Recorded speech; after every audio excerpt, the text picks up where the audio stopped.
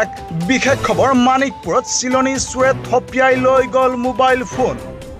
মানিকপুৰৰ ২৭ নং ৰাষ্ট্ৰীয় ঘাইপথৰ ফ্লাইঅভাৰৰ ওচৰতে ঘটিল এই ঘটনা আৰু এই ঘটনা সংঘটিত হৈছে আজি সন্ধিয়া প্ৰায় ৮:৪৫ মান বজাত। অশোকাষ্টমী চাবলৈ যোৱা আন এজন যুৱকৰো মোবাইল ফোন থপিয়াই লৈ গ'ল চিলনী চোৰে আৰু ঘটনা সন্দৰ্ভত দুইজন ভুক্তভোগী যুৱকে ইতিমধ্যে উপস্থিত হৈছেহি মানিকপুৰ আৰক্ষী থানাত আৰু দাখিল কৰিছে এজাহাৰ।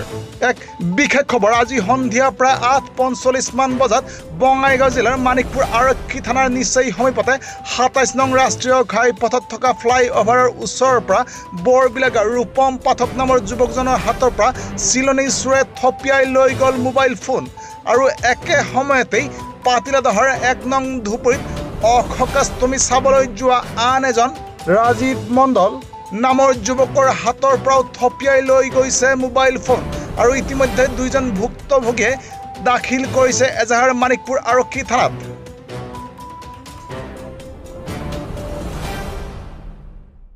নমস্কাৰ, মই ৰূপম পাঠক।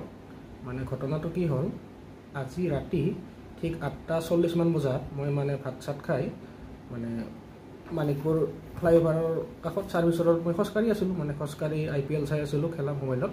তাৰপিছত সেনেকৈ অচিনাক্ত দুজন বাইক আৰোহী মোৰ ওচৰত আহি ৰয়। তাৰপিছত মই কোনোবা চিনাকি বুলি ভাবিছিলোঁ। তাৰপিছত তেনেকৈ মোৰ মোবাইলটো তেওঁলোকে থাপ মাৰি লৈ গুচি যায়। তাৰপিছত মইতো হতভম্ব হৈ গ'লোঁ। তাৰপিছত এক প্ৰকাৰৰ ভয় খাই গ'লোঁ। তাৰপিছত এতিয়া কি হ'ল, তাৰপিছত মই মানিকপুৰ আৰক্ষী থানাত গৈ এজাহাৰ দাখিল কৰিলোঁ আৰু এইটোৱে ক'ব বিচাৰোঁ যে যাতে মোৰ মোবাইলটো সোনকালে বিচাৰি দিয়ে আৰু দোষীক যাতে উপযুক্ত শাস্তি দিয়ে, এইটোৱে। ধন্যবাদ। নমস্কাৰ, মোৰ নাম ৰাজীৱ মণ্ডল।